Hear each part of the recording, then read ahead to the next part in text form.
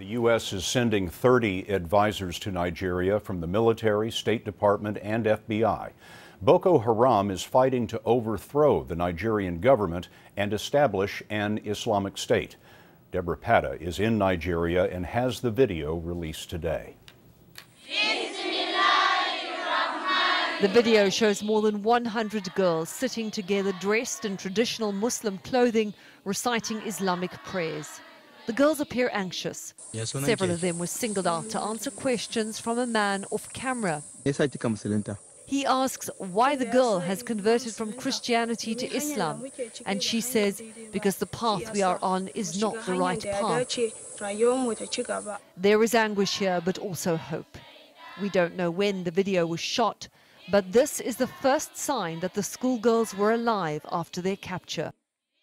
Boko Haram leader Abu Bakr Shekau also appears in the video. He says the girls will not be seen again unless they are swapped for his fighters being held as prisoners in Nigerian jails.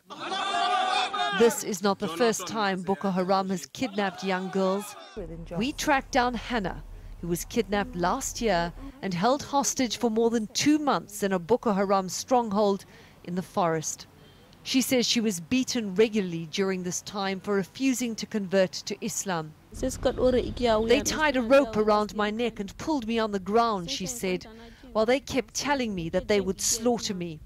Hannah was taught how to handle a gun and forced 3 times to go on raids with the militants.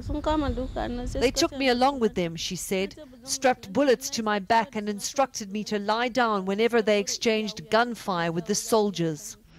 Since the video was released, officials have been showing it to the parents of the stolen schoolgirls to see if they can perhaps positively identify their daughters in it.